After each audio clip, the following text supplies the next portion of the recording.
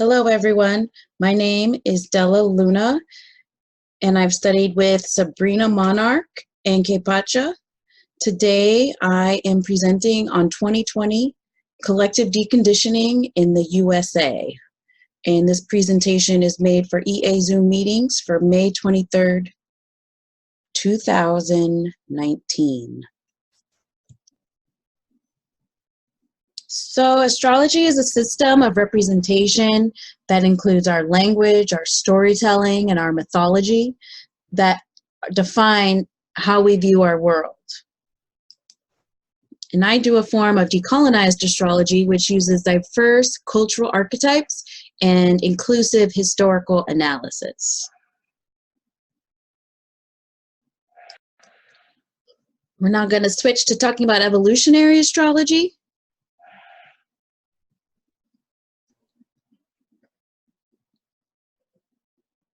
Hello, everyone. My name is Della Luna, and I've studied with Sabrina, Monarch, and Kaypacha. Today, I am presenting on 2020 collective deconditioning in the USA. And this presentation is made for EA Zoom meetings for May 23rd, 2019.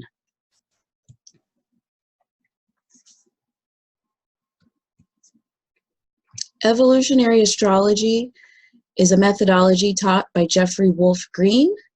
Originally, he's the father of EA, and in evolutionary astrology, we use the Pluto point positioning by house and sign as an entry point into the birth chart. This is different than popular astrology, what you might see in your horoscope, which would be using your sun sign, maybe your rising. But in evolutionary astrology, we enter this chart through Pluto.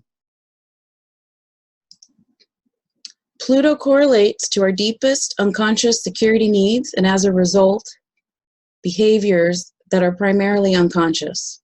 We can refer to them as our shadow.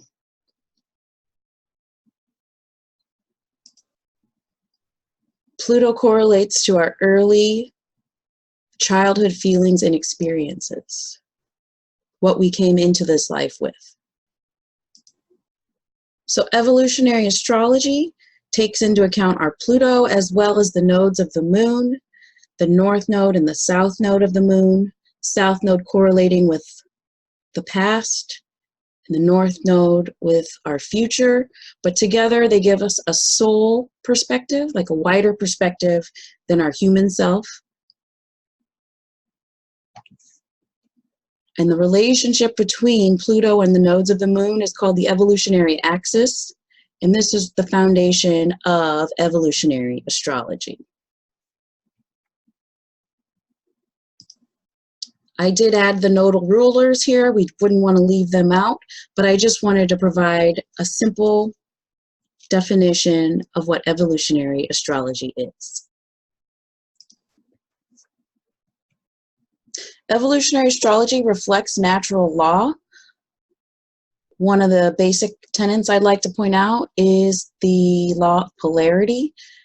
We see here in this chart the first house. Any planet you have in the first house, its opposing house would be the polarity. So in this case, it's the seventh house. So we learn more about a planet in our first house by engaging in seventh house activities. I mean, the more we do that and integrate those processes, we learn more about our first house. So the first house would be like our physical body, persona, and our self. Seventh house, partnership and relationship. And I think we all can relate to how engaging with others in relationship helps us learn more about ourselves and who we are. Another element of evolutionary astrology is the notion of planetary phases. We see here, this is a great picture of an image of an eclipse, actual photographs from NASA database. But what you see here is the eclipse approaching the totality moment in the middle. And then you also see the moment when the eclipse is fleeting. This is essentially just a graphic to explain what a planetary phase is, to see that we can see any transit applying, like building, approaching. Then there's the moment when it is in totality, and then there is the moment after.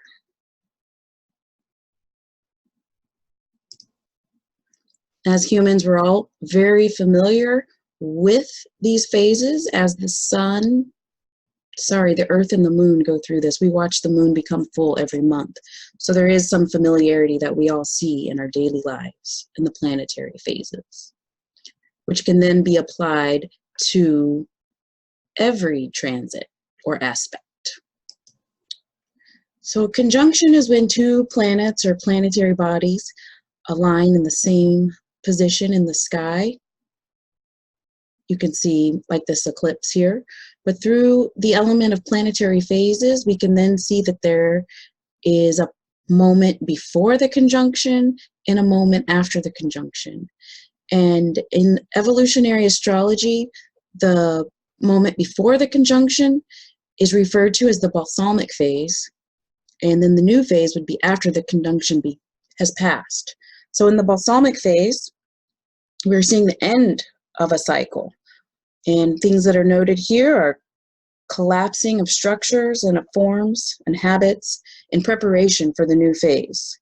Crumbling, it can be associated with the sense of loss, and also like holding on to something that is crumbling, seeking security. Delusion is highly possible at this time. It can be a time of chaos. This is on the left-hand side of the screen. And then on the right, you're seeing the new phase, when we see the new structures forming, new reality beginning to take shape. It's a new phase in the evolutionary cycle, much like the new moon. It's time to settle in to the new reality. This can also can feel like a chaotic time due to the immense changes that are taking place. So evolutionary astrology gives us a panoramic view into the conjunction. So now I'm going to talk a little bit about the grand conjunction of 2020. And in an attempt to simplify this, I have made this graphic. So we have an alignment coming up in 2020 of Saturn, Jupiter, and Pluto in actually, on your screen, you're seeing on the left-hand side, you're seeing up to 2020, up into this conjunction, and then after, you're seeing the new phase, which is 2020 and beyond. So at this point, all of these planets are somewhere here on the left-hand side of your screen in Capricorn, and they, like I said, this is a simplified graphic, but each of these is traveling along. Jupiter's actually still in Sagittarius at this moment, but they're doing a dance together. Saturn was moving direct, then it moved retrograde. Same with Pluto, was moving direct and retrograde. But they are all doing a dance this year with the south node of the moon. The actual conjunction, like I said, this is a bit simplified. But Saturn and Pluto will conjunct each other January 12th of 2020, and then Saturn and Jupiter December 21st, 2020. But on the day, December 21st, 2020, there will actually be an eclipse. And here I added in all of some key words to see what we're talking about with this grand conjunction. We see words, maybe I'll stop my video here. We see freedom, independence on the right as part of our new phase, formation of new structures, the new earth emerging, a social political turning point. And on the left, the time period we're in now, the balsamic phase, the crumbling of structures, societal deconditioning, and collective wounds of the past. Ultimately, we're seeing a redistribution of power and the elements of a revolution.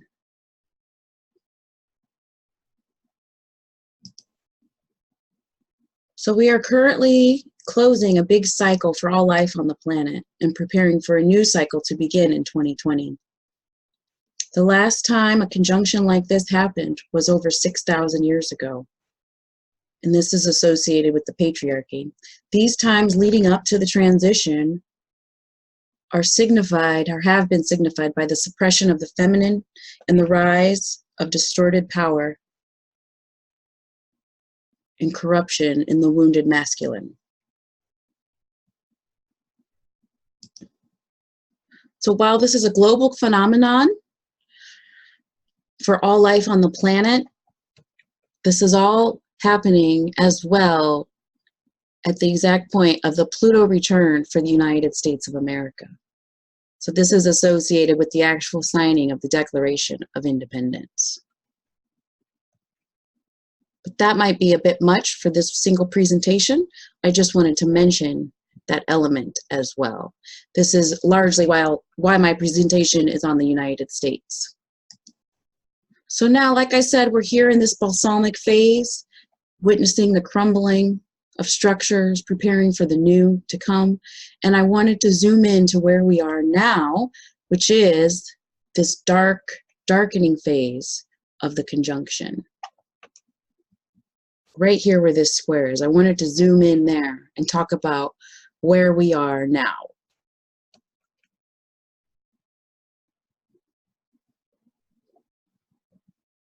Here we have the most recent full moon in Scorpio, May 18th. And the Scorpio full moon illuminates our deep secrets, our soul level truths, and inner shadows. It's also associated with our roots and how we feel about the traditions of our origins and the mothering forces that nurtured our growth.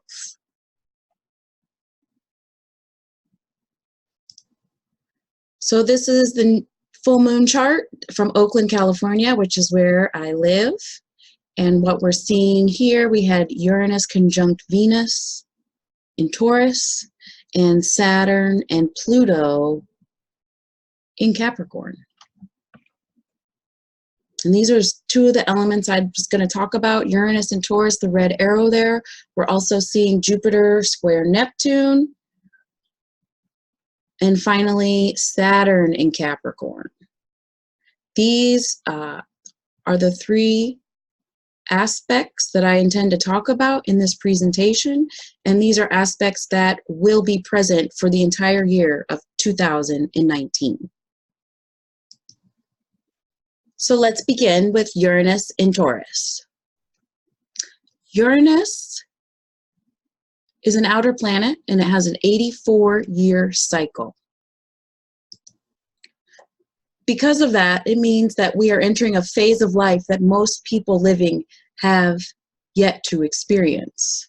As most people alive today were not alive the last time Uranus was in Taurus. So Uranus is correlated with electricity, lightning, and disruption to the status quo. It is the modern ruler of Aquarius. And to discuss that status quo, before Uranus was discovered, Saturn was the ruler of Aquarius. So you can imagine how it disrupted the way we viewed the entire solar system.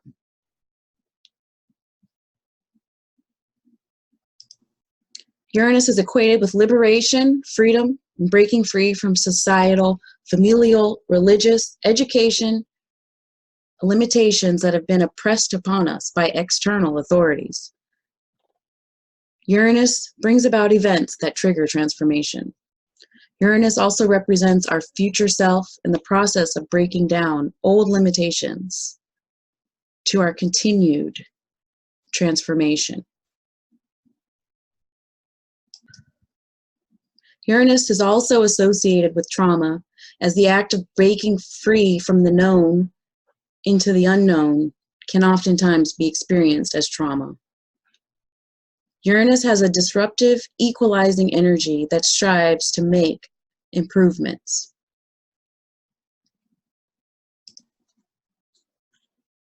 Taurus is a fixed earth sign associated with fertility. And with Uranus and Taurus, we see a restructuring of the status quo and a restructuring of values that relate to nature and earth. Taurus is also associated with monetary systems, our property, possessions, what we own, and what we hold value. So Uranus is coming out of Aries into Taurus, the earth sign, and it's requiring a grounding of our ideas to be manifested in the physical material world. The ideas of Uranus need to be planted like a seed in the earth and cared for. As individuals, we participate in the collective healing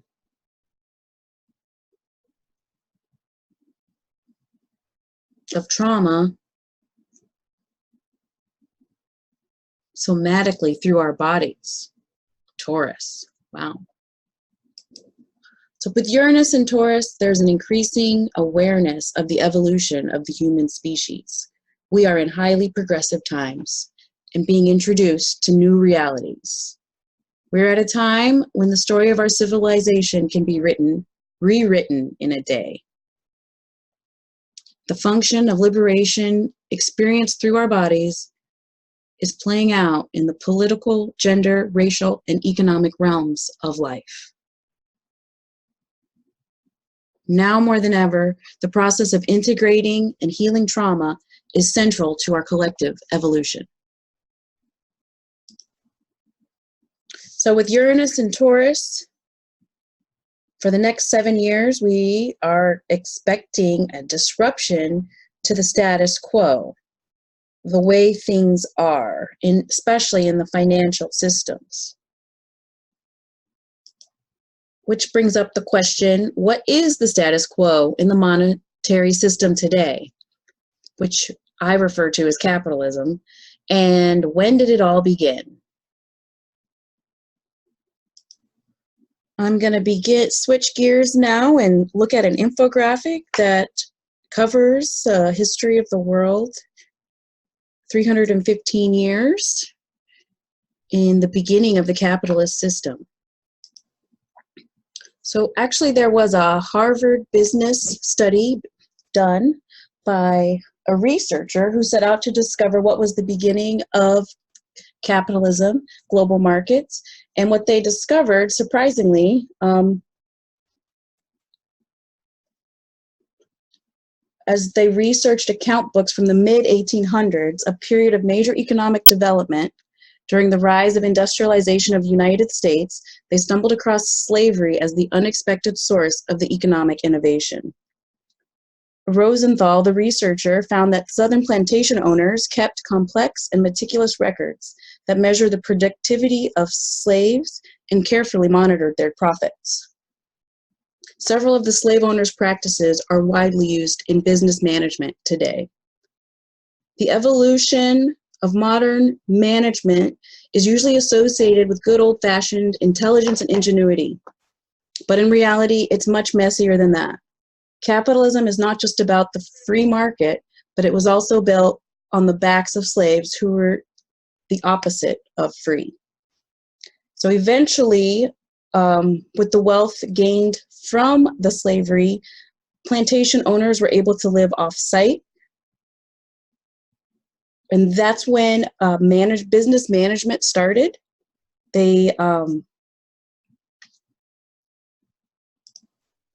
The plantation owners in the West Indies left their business in control of others. They asked for regular reports about how their businesses were faring, and some historians view this as the rise of absentee ownership as a decline, but is actually the first instance of the separation of ownership and management, a landmark in the history of capitalism. Slave owners were able to collect data on their workforces in ways other business owners couldn't, because they had complete control over the workers.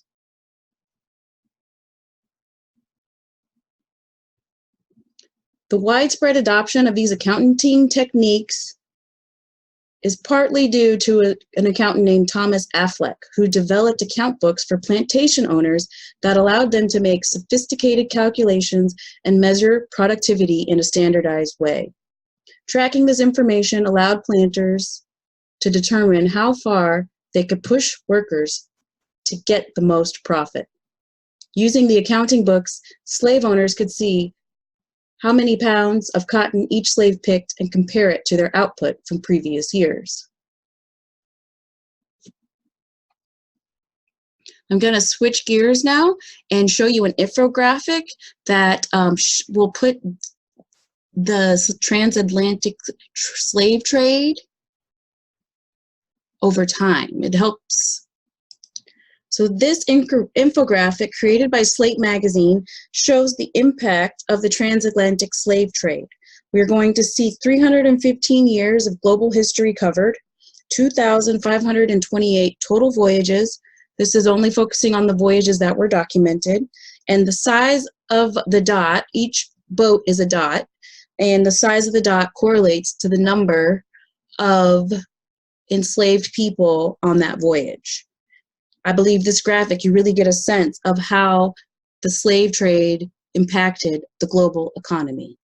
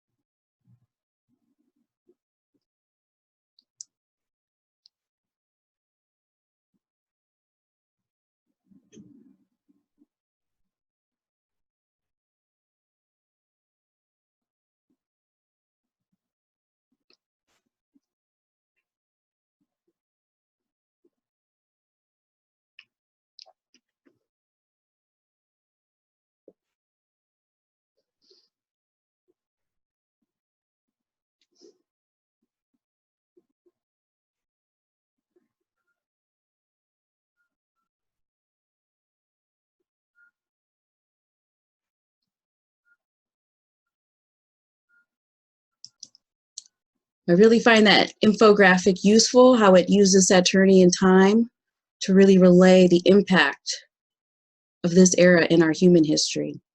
It is known as, by the United Nations, as one of the darkest chapters in human history. Wealth was extracted from the lives of the enslaved. People were treated like livestock, and were their physical bodies were the commodity of the monetary system.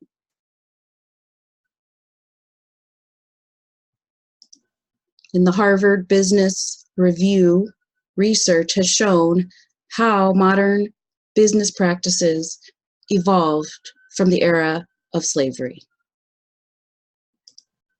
So we're here in a discussion about the status quo of our economic systems, and I wanted to take a look at where it all began. So I then went to the beginning of the transatlantic trade system, and I found that the first voyage was in 1518, and I just arbitrarily chose May 18th, but I put the chart up for that, and to my surprise, we see some reflections of the astrology we have today.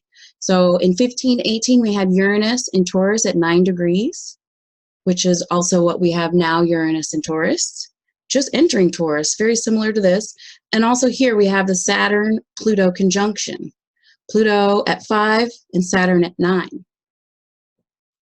I was very surprised to see this, and I do hope to look into this deeper.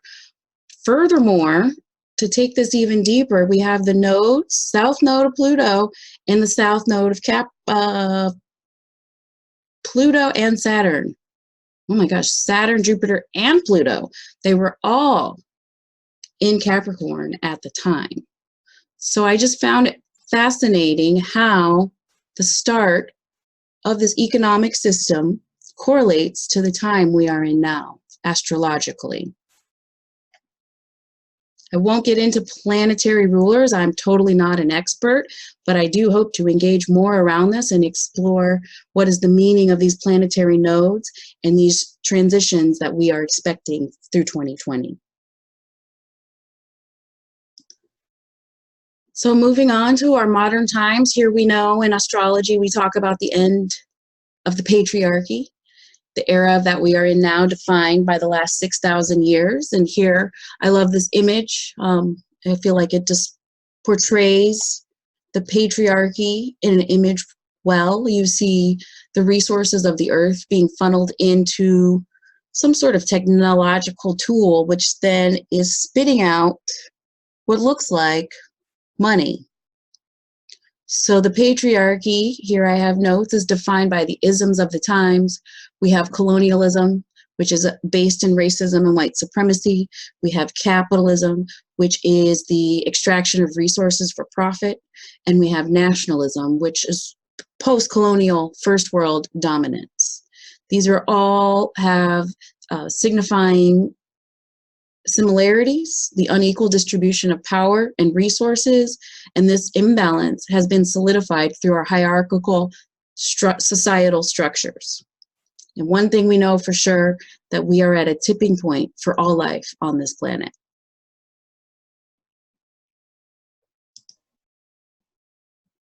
Through this era of the patriarchy, humanity has lost its connection to nature, Earth herself as a living being. Value has solely been defined as the extraction of a natural resource, and science and technology developments have been used to dominate and conquer the natural physical world. This has created a conflict between progress and our lived existence. So that was my introductory discussion on Uranus and Taurus and covering our economic financial systems and the status quo where we are today. I'd like to switch gears to Jupiter square Neptune, the second aspect right now, and we're going to tie this all together in the end of the presentation. So here we're seeing Jupiter in Sagittarius, its home sign, making a very strong, powerful positioning to be in Sagittarius, as well as Neptune in Pisces, its home sign. So both of these are very strong, as strong as they possibly can be. And we're noticing them square each other for the entirety of 2019. Here we have some keywords for Jupiter and Sagittarius square Neptune and Pisces, expansion of illusions, the lies we tell ourselves, delusion in our personal ideologies, bypassing, and the sociological study, the Dunning-Kruger effect. So this is kind of fascinating. This is a Cornell University study, and what they found was that 90% of people believe themselves to be in the top 25%, regardless of the metric used. It's kind of like a Jupiter and Neptunian quality. So I'll say that again, 90% of people believe themselves to be above average, regardless of the metric. It's pretty interesting to see the studies and how this was recorded. And I would definitely suggest looking at that. But the second part about this, there's actually a double bias that actually I want to go back. So here, if we take this in terms of evolutionary astrology, so Jeffrey Wolf Green teaches that 70% of people are in a consensus phase and 25% are in either the individuated or spiritual state. But according to the Dunning-Kruger effect, if you actually polled people on the street and asked them where they place themselves, 90% of people would place themselves in either the individuated and the spiritual state.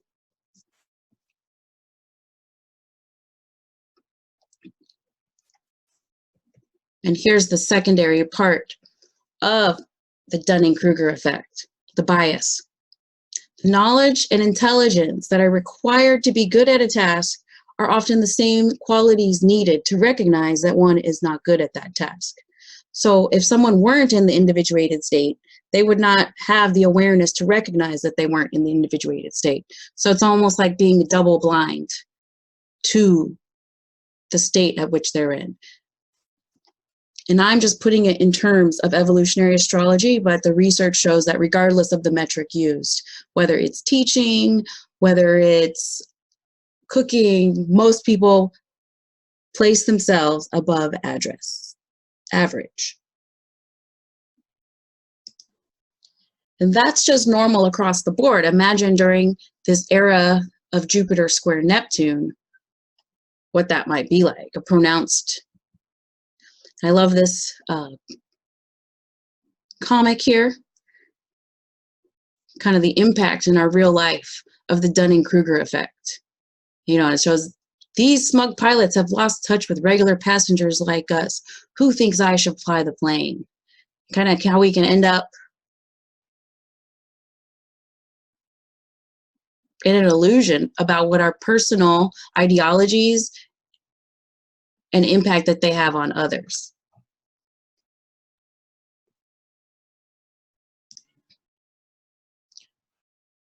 So that is our Jupiter and Sagittarius square Neptune and Pisces. I'm now going to move on to Saturn and Capricorn as recognized by the blue triangle here.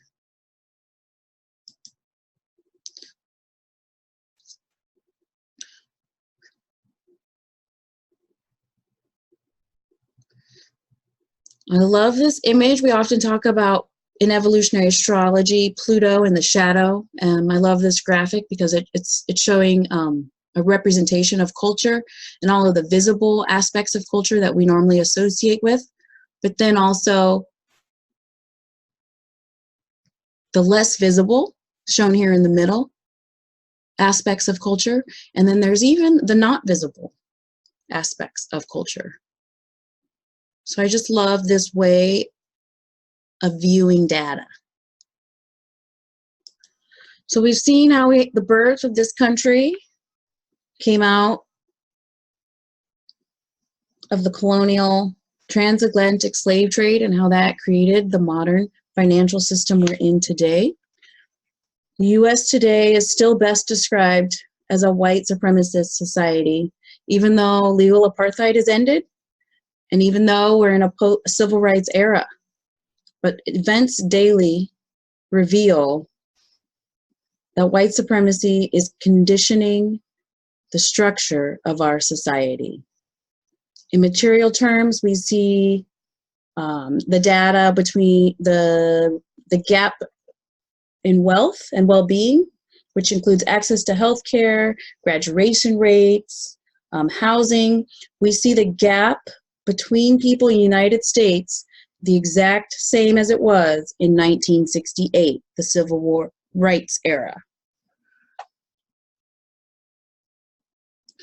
This is shown ideologically too, in ideology.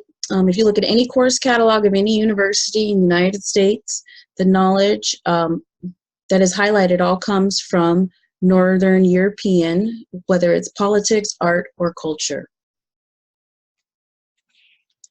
What we see is that there is a play between power and culture, and it's defined by who has access and how resources are distributed. The hierarchical systems create inequality, whether it's on gender, race, and that it is the structures built by this society that keeps the inequality in place. Here now we're seeing a similar visual graphic around white supremacy, but what we know to be white supremacy typically is taught to be overt white supremacy, which is what is socially unacceptable, and you're seeing those at the top of the pyramid. But what we know now is that there are other cultural, socially acceptable systems of white supremacy that exist today in the United States. I'm just going to name a few. We see discriminatory lending, we see mass incarceration, police brutality, housing discrimination, and even down even further towards the bottom, more invisible, I guess they'd be, we see things like colorblindness and cultural appropriation.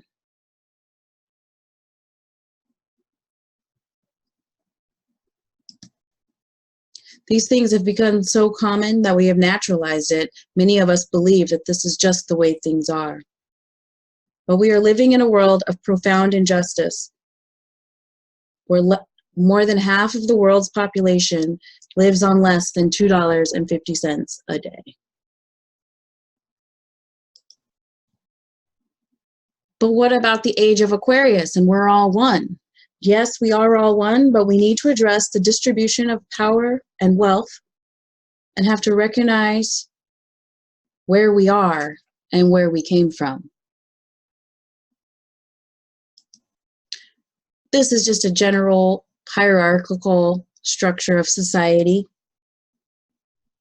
So we might be all one, but at the same time, this is the way society is structured.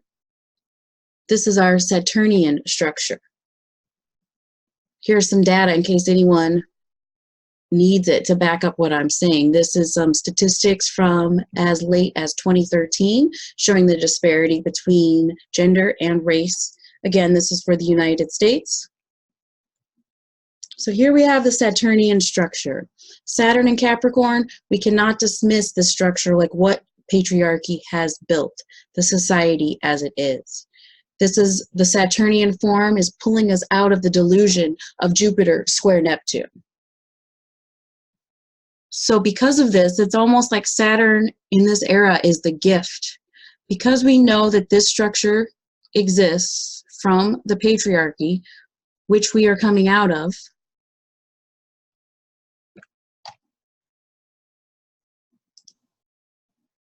we must be careful not to be pacified and fall into the illusion, because we are all one, that no work is needed.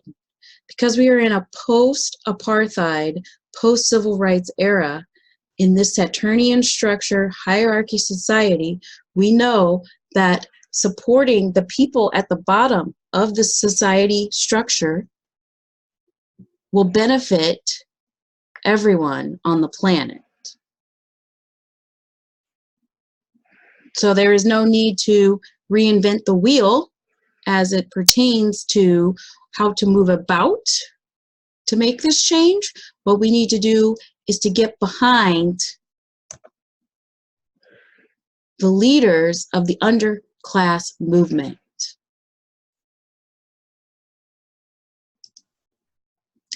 So in review, 2020 deconditioning in the United States is calling for Uranian transformation of Saturnian. So 2020 is a call to action. We are seeking Uranian transformation of Saturnian forms, real-life, palpable, physical changes to confront the illusion and bypass of being pacified. Examples of this are reparations for descendants of the enslaved that would reset the imbalance of our societal economic structures, to support the movements of those deemed the lowest in the hierarchy of society. The Black, Indigenous, and Indigenous movements that have been building the movement towards equality and justice for generations. Black and Indigenous leaders will guide the way forward. It is time to support these movements with your voice, with your money, and with your time. I want to close here with this image, which I think is very Aquarian. This is a mural painted by Michael Rosato. But I love this picture. For one, the imagery that it shows. It shows, you know, messages coming through the ancestral lineage, but also through an artist's eye. And I love the way that the brick is used. If you look closely, you'll see how the brick actually is part of the picture, the shape of the brick, and how that helps pull the viewer in to create the pathway. And I also feel like this image gets super Aquarian when you consider, you know, from the viewer's perspective, the photographer here, to capture this young child grasping the hand of this elder and the wisdom in the elder's eyes. So with that, I'd like to close. You can follow me on Facebook or Instagram if you'd like to hear more about how I do astrology with my diverse cultural archetypes and historical inclusive references. Thank you.